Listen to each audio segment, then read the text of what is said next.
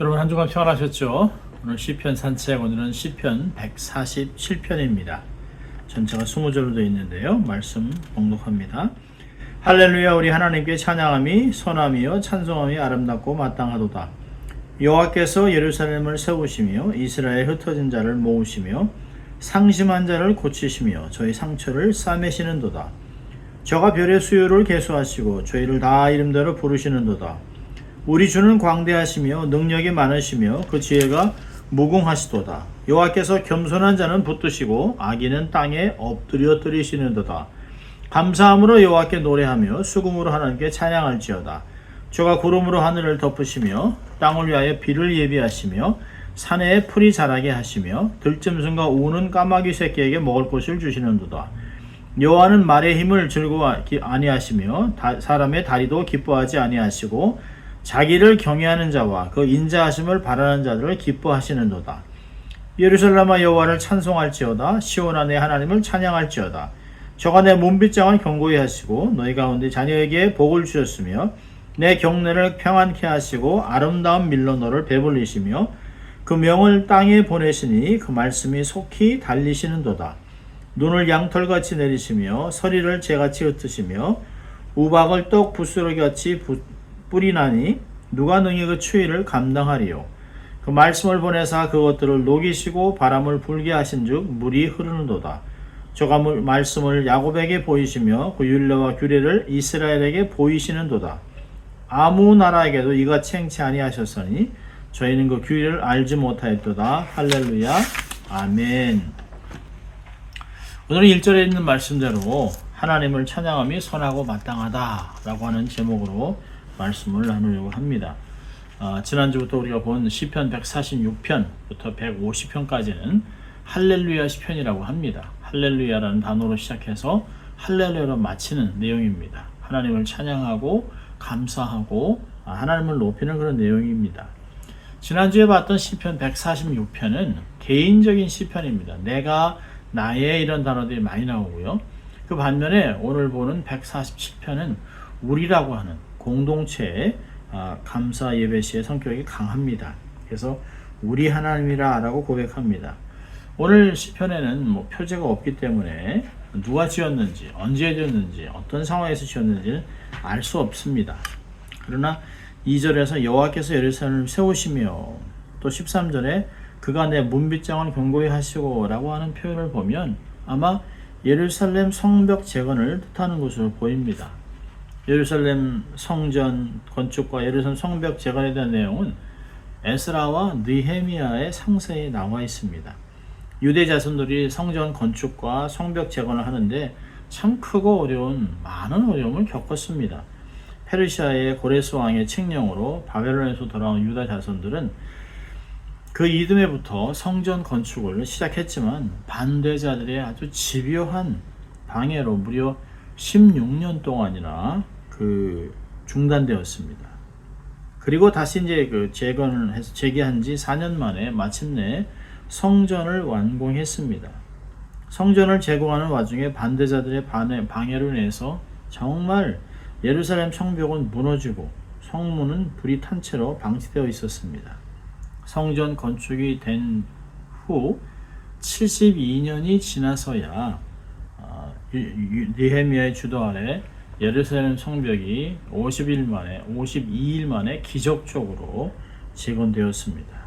물론 그 일에 엄청난 방해가 많았던 것을 우리는 성경을 통해서 볼 수 있습니다. 오늘 시편은 크게 자연스럽게 세 파트로 나뉘는데요. 1절에 보면 할렐루야 우리 하나님께 찬양함이 선함이요 찬송함이 마땅하고 아름답도다 선하도다 라고 하는 이렇게 선언이 나옵니다. 그리고 또 7절로 가면 감사함으로 여호와께 노래하며 수금으로 하나님께 찬양할지어다. 또 12절에 가서는 예루살렘의 여호와를 찬송할지어다. 시온아 내 하나님을 찬양할지어다 라고 찬양하라는 선언을 한 후에 매 절마다 1절부터 그 후부터 또 7절 그 다음 12절 다음 찬양하라 선언한 후에 그 이유를 하나씩 설명하는 것을 볼 수 있습니다. 자, 그 첫 번째 파트는 이제 1절부터 6절까지인데요. 여기 보면 하나님이 모든 것을 회복하는 그런 하나님으로 나타납니다. 하나님을 찬양하라. 찬양함이 선하고 찬송함이 아름답고 마땅하다라고 하는 말을 우리에게 이야기합니다. 자, 그러면서 찬양해야 될 이유를 2절부터 5절까지 얘기하는데요. 보면 하나님은 모든 것을 재건하시는 하나님이에요. 예루살렘을 2절에 보니까 예루살렘을 세우시며 이스라엘의 흩어진 자를 모으시며 하나님께서 다시 한번 포로에서 돌아온 유대 백성들을 통해 성벽을 재건한 일을 합니다. 그때 산발락과 도비야 또 뭐 게셈의 방해는 참 집요했죠. 거짓 소문을 퍼뜨리고 봉하지 않은 편지를 보내기도 하고 심지어 거짓 선지자까지 동원해서 방해했습니다. 이때 유다 백성들은 한 손에는 무기를 한 손에는 도구를 들고 농기구를 잡고 낮에는 일을 하고 밤에는 파수 경계를 했습니다. 그리고 옷도 갈아입지 않았습니다. 물을 길러 갈 때도 무기를 들고 갔습니다. 그들은 조각난 예루살렘 성벽을 마침내 52일 만에 기적적으로 재건을 합니다. 하나님께서 이렇게 예루살렘을 세우고 흩어진 자를 다 모으셨어요. 또 3절을 보면 상심한 자를 고치시며 저희 상처를 싸매시는도다. 하나님은 조각난 성벽을 그것만 완성하시는 분이 아니라 사람들의 마음도 치료하는 분입니다. 이 상심한이라고 하는 문자적인 단어를 원래 원문을 보면 마음이 깨져서 조각난 이런 상태를 얘기합니다. 하나님은 우리의 조각난, 정말 사람들에게 짓밟히고 상처로 아파하고 그러면서 깨어진 조각난 우리의 마음과 인생을 다시 한번 맞추시는 분입니다. 우리의 삶이 인생이 찢어질 대로 찢어서 아무리 많이 조각난 상태로 있을지라도 하나님은 다 완벽하게 회복하시고 맞추시는 분이에요. 그래서 우리가 하나님의 목적으로 삼고 살아가면 우리의 조각난 인생도 우리의 조각난 마음도 심령도 다 회복되고 온전하게 맞춰갑니다. 그 하나님은 정말 찬송을 받기에 충분하죠. 아니요, 우리의 찬양을 반드시 받아야만 합니다. 자, 4절과 5절을 보면 하나님이 참 사람들에게 얼마나 세밀한 관심을 갖고 있는지 몰라요. 하나님이 아담에게 지은 동물의 이름을 짓게 하셨어요. 그 이유는 사람이 동물을 지으면서 돼지, 하마, 기린, 코끼리 한 것 같이 그 짐승들의 특징을 가지고 이름을 다 지었습니다. 또 하나님께서는 별의 수요를 계수하신다. 그리고 이름대로 다 부르신다라고 얘기하고 있습니다. 여러분, 우주의 크기를 아는 사람이 누가 있겠습니까? 아무리 학자라도 도저히 상상이 안 된다고 얘기해요. 우주 안에는 약 1천억 개의 은하수가 있는데요. 그 은하계 안에 별들이 약 1억 1000개까지, 1천억 개까지 있다고 합니다. 그러니 얼마나 되겠습니까? 숫자라도 환산이 안 됩니다. 사람의 한계를 뛰어넘었어요. 그런데 하나님은 그 별들을 다 알고 있다는 것이에요. 그냥 뭉쳐서 무슨 은하계 하는 것이 아니라 그 안에 있는 하나하나를 다 아신다는 거예요. 하나님이 사람을 얼마나 많이 창조하셨습니까? 근데 하나님은 어떤 족장의 가족 이런 식으로 부르지 않습니다. 하나님은 한 사람 한 사람을 부르세요. 무더기로 부르지 않습니다. 그쪽에 있는 오른쪽에 이렇게 앉아있는 5줄, 왼쪽에 나와있는 하얀 옷 입은 사람 100명 이렇게 부르지 않습니다. 하나님은 그 사람의 인격, 이름 한 사람 한 사람 불러내요. 그리고 하나님께서 하나님이 아브라함에게 혼자 있을 때 불러서 축복을 주신 것 같이 하나님은 늘 그렇게 하신다는 것이에요. 인격적으로 하나님은 불러내세요. 여러분, 믿는 가정에서도 다 믿으면 얼마나 감사하겠습니까? 목사 가정이라도 헌신된 장로님의 가정이라도 100% 신앙생활 잘하는 가정은 많지 않습니다. 그 중에 불신자같이 살아가는 사람도 있어요. 믿지 않는 가정이나 믿는 가정이나 보면 하나님께서 언제나 개인적으로 personally 하나님이 사람을 부르세요. 그래서 그 하나님은 찬양받으시 합당한 것입니다. 아무도 세상 사람들은 나를 거들떠보지도 않고 그냥 아시안 중에 하나, 동양인 중에 하나 라고 생각합니다. 어떤 사람은 그냥 한국 사람 같으네 라고 얘기하지만 하나님은 정확하게 내가 누구인지 하나님께서 아시고 내 이름을 불러주시는 하나님입니다. 얼마나 하나님이 우리를 세밀하게 돌보시는지 이야기를 하고 있습니다. 그래서 6절에 보면 겸손하라는 것이에요. 여호와께서는 겸손한 자는 붙드시고 악인은 땅에 엎드려뜨리신도다. 야고보서 4장 6절의 말과 비슷해요.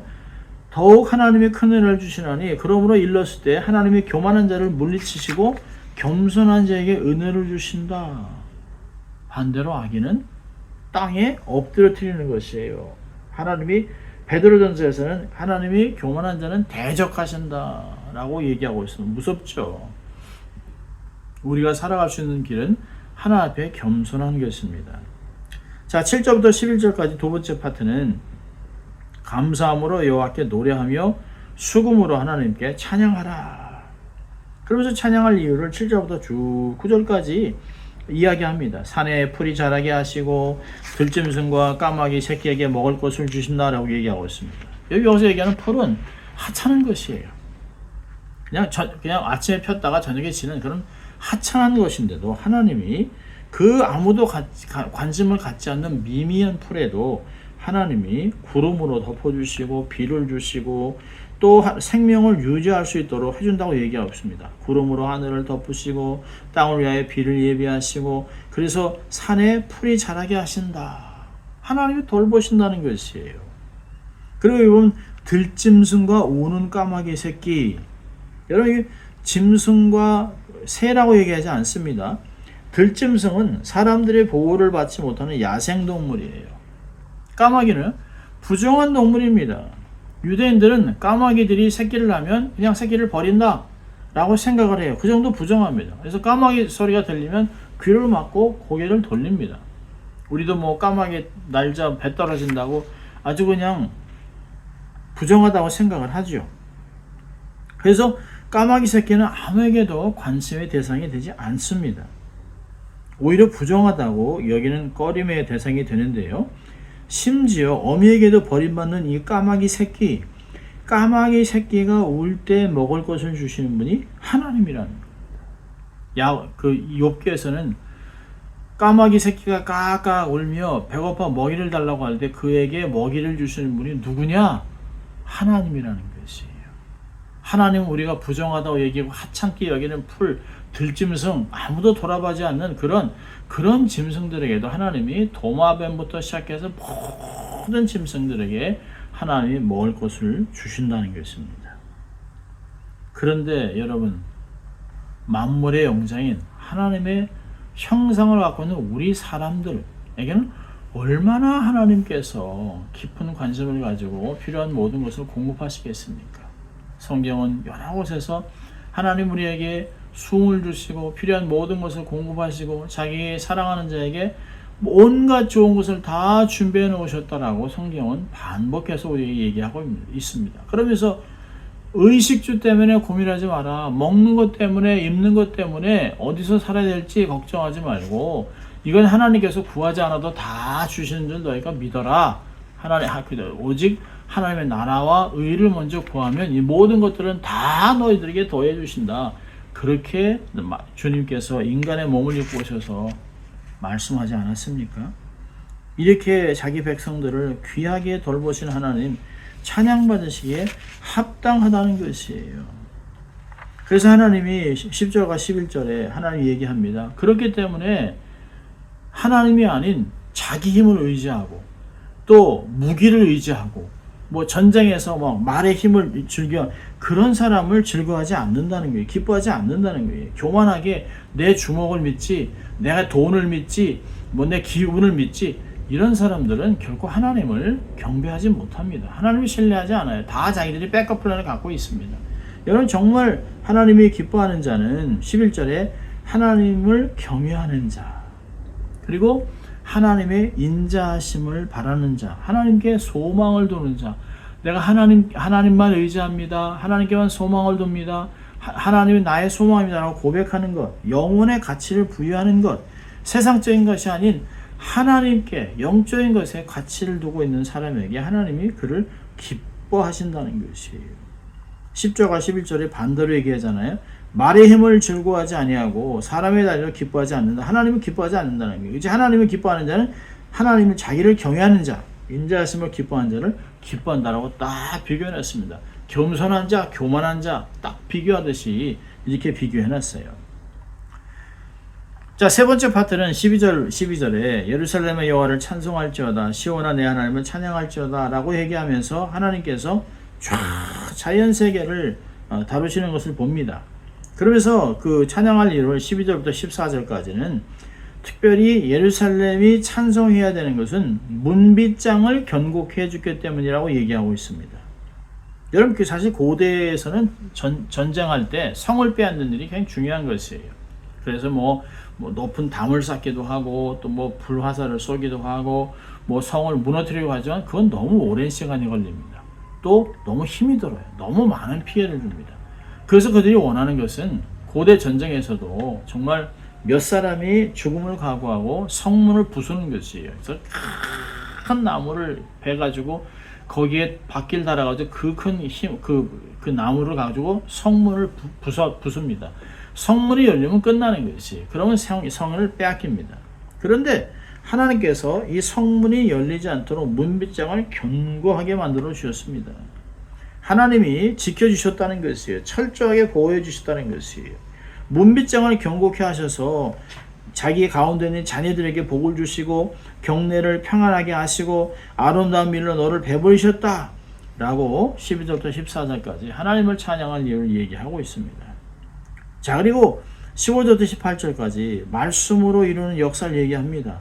세 가지 자연현상에 대해서 여기 말하고 있는데요. 보니까 눈을 양털같이 내리시고 서리를 재같이 흩으시며 우박을 떡부스러기같이 내리신다. 참 시적인 표현이 멋있습니다. 이 모든 것이 겨울, 추운 절기를 이야기합니다.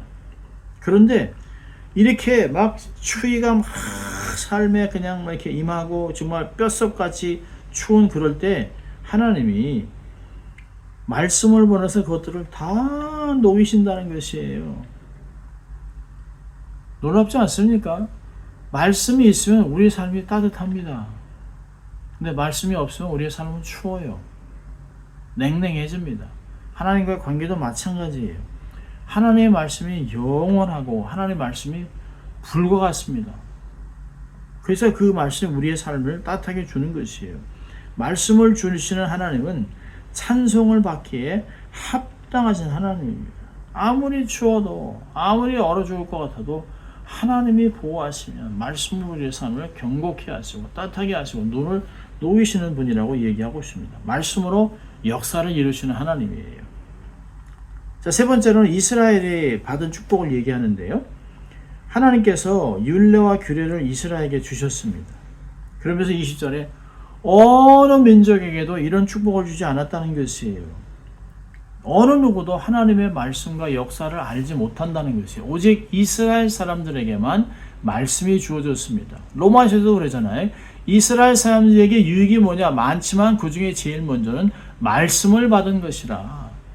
말씀을 통해 세상의 기준을 세우고 하나님을 섬기며 만신 앞에 단 유일하신 하나님을 섬기며 삶을 살아가는 목적을 알려주신 것은 유대인밖에 없다는 것이에요. 그러면서 하나님께 이스라엘이 받은 복이 얼마나 크냐 그러면서 할렐루야 하나님을 찬양하고 있는 것입니다. 우리에게도 말씀이 왔다는 것, 우리도 복받은 아브라함의 자손인 것을 알 수 있습니다. 자, 오늘 말씀을 통해 두 가지만 우리가 교훈을 본다면 첫째로는 겸손하다는 것이에요. 여러분, 누가 하나님 앞에서 정말 고개를 바짝 들고 뭐 내가 하시는 사람이 어디 있습니까? 성경에 보세요. 다 내가 했던 사람은 다 교만한 사람들입니다. 다 목이 꺾였습니다. 하나님 앞에 겸손히 엎드린 사람만 살아났습니다. 교만은 멸망의 선봉입니다. 꺾이는 것이에요. 멸망하는 것이에요. 교만한 말을 하기 시작하면, 교만한 모습이 나타나면 멸망의 길에 들어선 것입니다. 돌아오기 쉽지 않아요. 그래서 베드로전서 5장 6절은 하나님의 능하신 손 아래서 겸손하라. 때가 되면 너희를 높이시리라. 하나님이 높여줄 때가 진정 높아지는 것이에요. 하나님이 높이는 만큼 세상이 감당할 수 없는, 세상이 도저히 꿈도 꾸지 못하는 높은 곳에 하나님이 두시는 것이에요.